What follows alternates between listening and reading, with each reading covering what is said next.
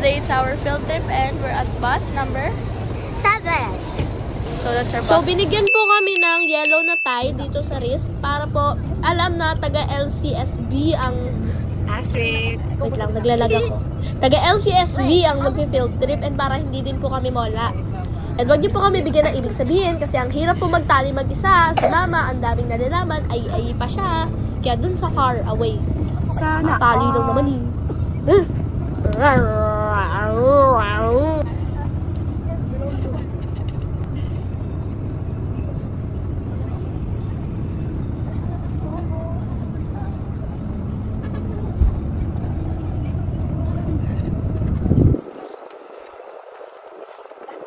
Meanwhile, Ay, bumaba kami sa first stopover namin.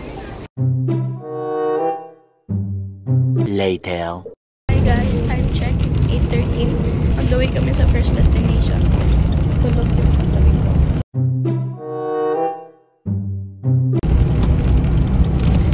And yung first destination namin is Torres Farm. Sa Cavite, Cavite.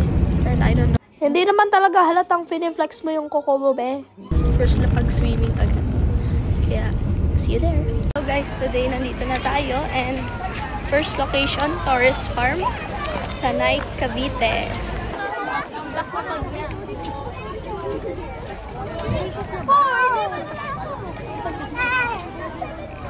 Dito ako. Sita.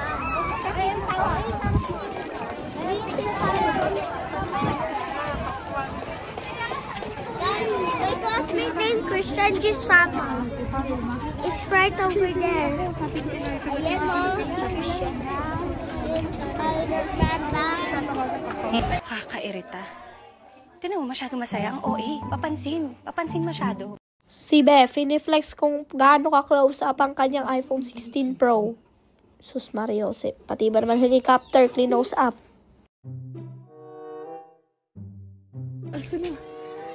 Tinted.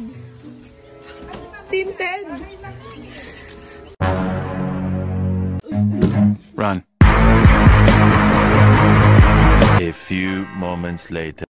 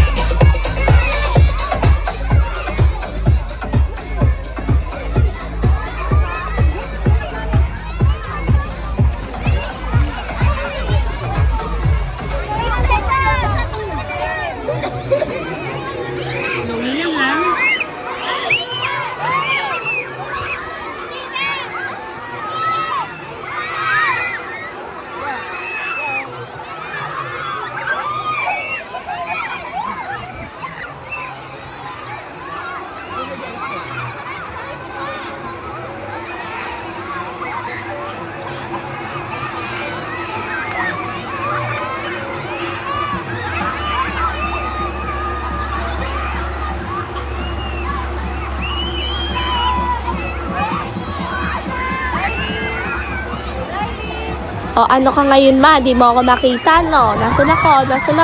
Nasa puso niya. Pinsay, kinamada. Trinay lang namin mag-dive habang walang lifeguard kasi bawal talaga mag-dive. Sakit pala nito sa ilong. Shawty, you don't need no makeup. Feeling serena na naman ang beshi mo. Pala mo nasa ocean, oh my God. Pero wala pa talaga kaming 1 hour. 30 minutes pinaahon na agad kami. Tapos lahat kami siksikan sa shower area. Pag nag-shampoo, may kabilang magbabanlaw. Tapos tutulak yung nagbabanlaw. Tapos ako naman mag-shampoo. Kaya na rin talaga, babe, pag 1 million followers. Priority. Ay, charing. Guys, tapos na po kami mag-swimming and bibili lang ako ng drinks ko. Tindahan. Wait lang, bibili lang akong drinks.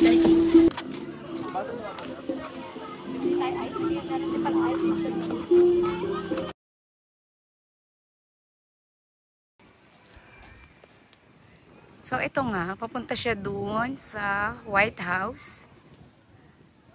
Ayan siya. Kasi, may gagawin kaming transition. Yung uso ngayon, yung dyan, tapos biglang 0.5. Ganon. Go, go pa! Ate, sa center pa, sa center sa pintuan.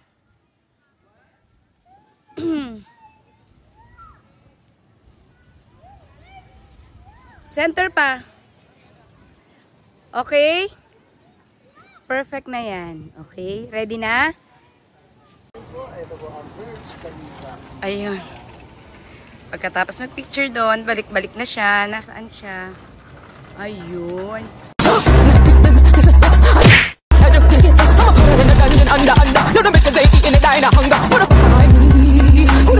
Ano mo yung nakikita? Paalis na kami kasi we're on our next destination, Manila Zoo. Tapos na kami sa Taurus Farm, Cavite. And on the way na kami pabalik sa Manila. Then babalik kami sa Parañaque. And ngayon, after namin mag-swimming and everything, sa Manila Zoo naman, sana walang manukang manok doon. Ang ganda ng hair ko today. Sino kaya tong haggard na nakakulay blue? Ingit ng bata, Johan.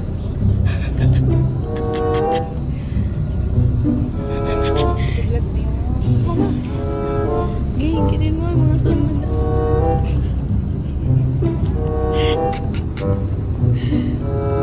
2 hours later. So guys, after namin sa Cavite, nandito naman po kami ngayon sa Camellia Zoo?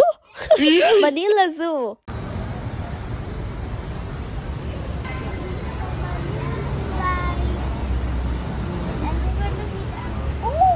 Oh my God, horse, look behind you. Horse. Parang ano siya nakita ng horse. What? Never seen a horse before. Ah, okay. She never seen a horse before. Let's go. Dito naman po tayo sa Manila Zoo. Second stop. Baka mahulog kayo, ah. Ducks. Grabe, ano yan? Those are ducks. And that is these are Peacock. yeah, they're peacocks. There's 5 of them because one of them are not. Yes. Saan? There's a zebra over there. What? Oh! I thought it was a statue. This is a turkey.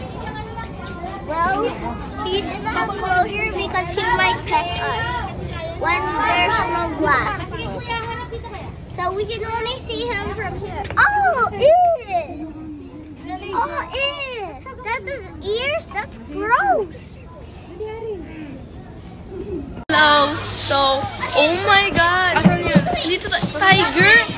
Ma, you are seeing. Oh my God.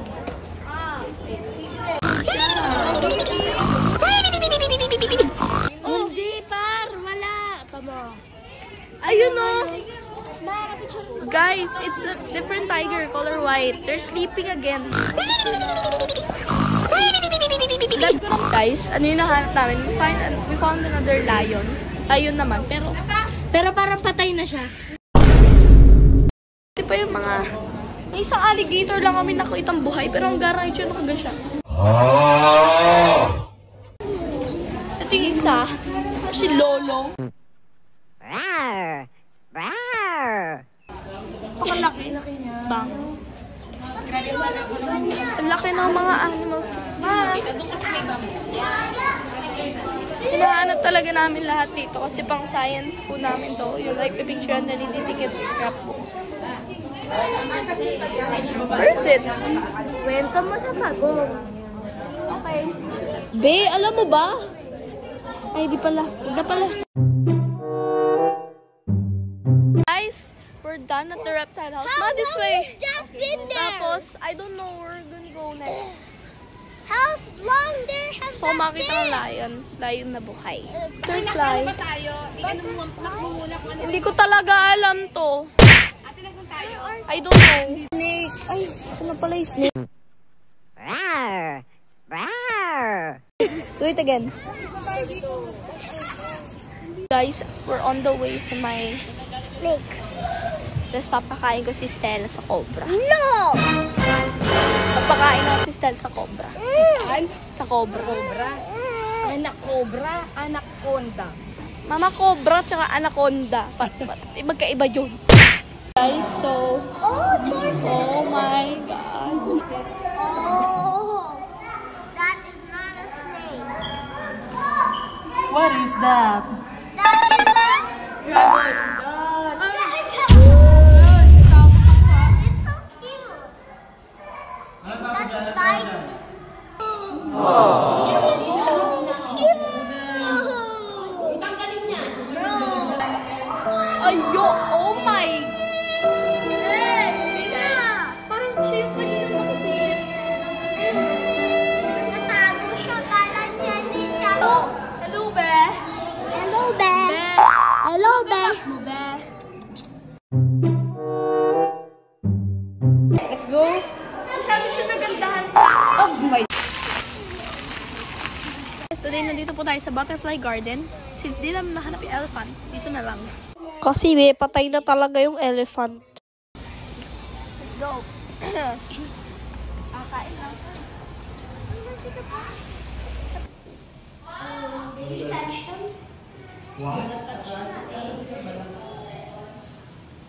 We have live butterfly. This is the largest butterfly in the country. Ma, the largest butterfly in the country. Oh my God, the largest butterfly in the country daw ito. Yes, po. It's dead. That is endemic.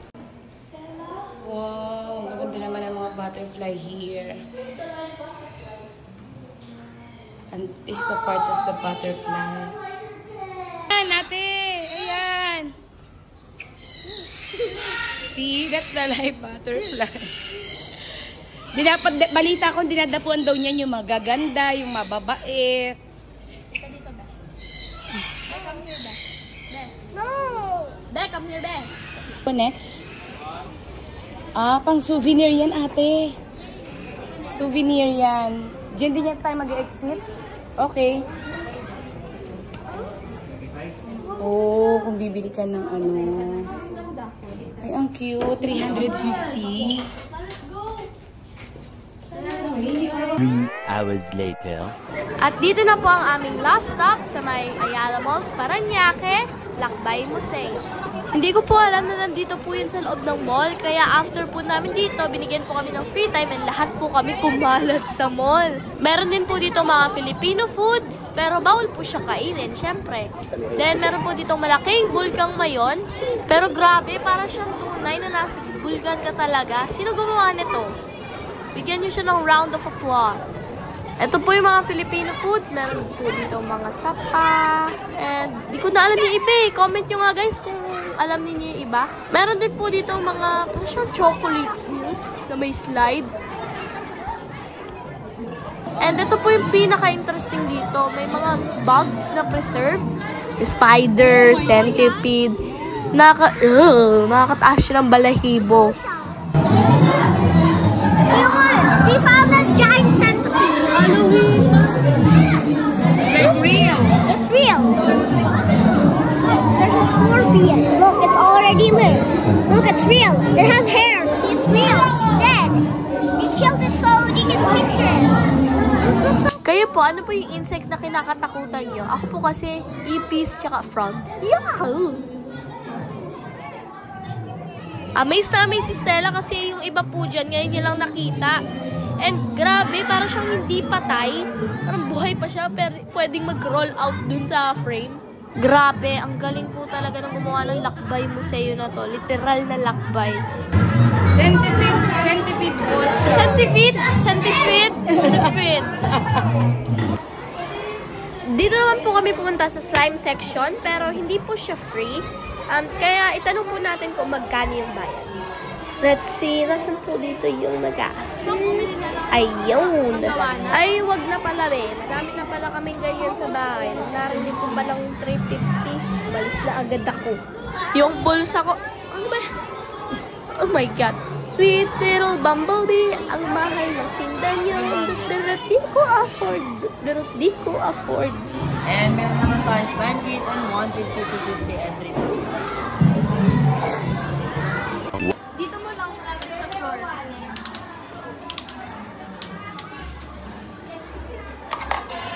Go, dance. Wait. Mawamata, tabi mo, wait.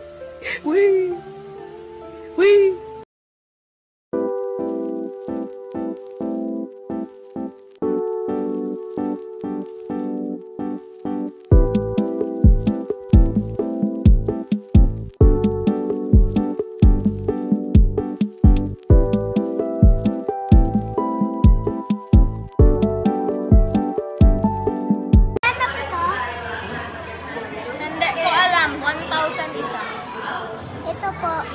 Ilang kilo po ang bibilin? 1 peso. 1 pesong kilo.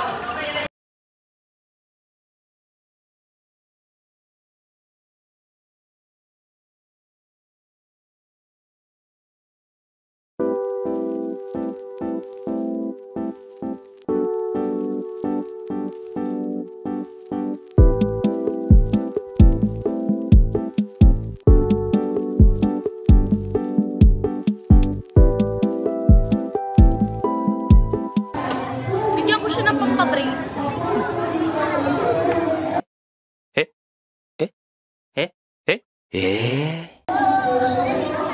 Feeling ko nag-ano siya, nag-ano siya.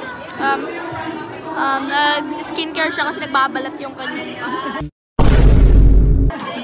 Tapos ano, feeling ko ano, Ano nagbabalat? crush niya yun. Kasi dun siya nakatingin eh.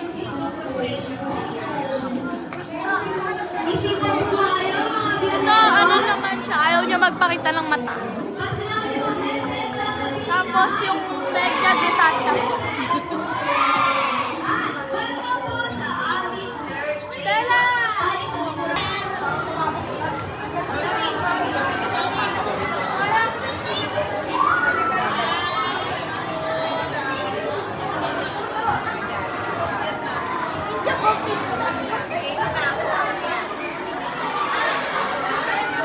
Malito ka! Gigigil ako sa'yo, papaluin na kita. Joke.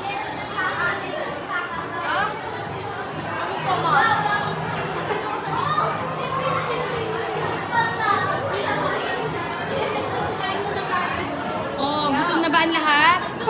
Kain na muna. Kain na muna yung mga pakainin ng mga bisita.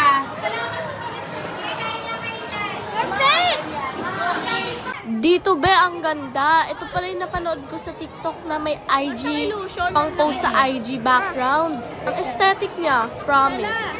Di lang na punasan yung camera. Andito na nga po pala, Lakbay Museo Dancers, ang last part.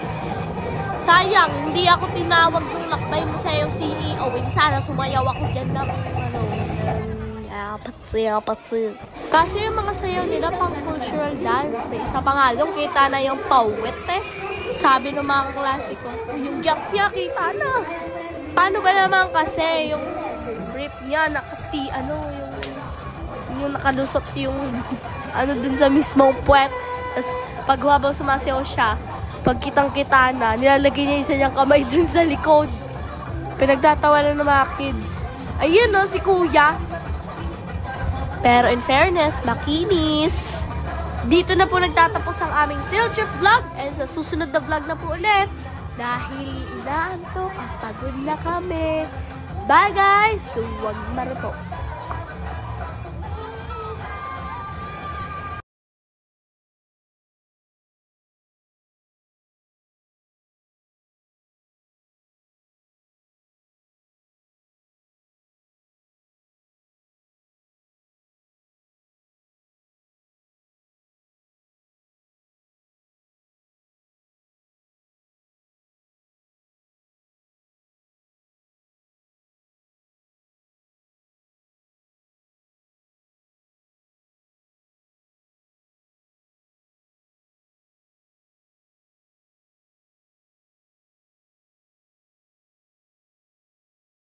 Please like and subscribe!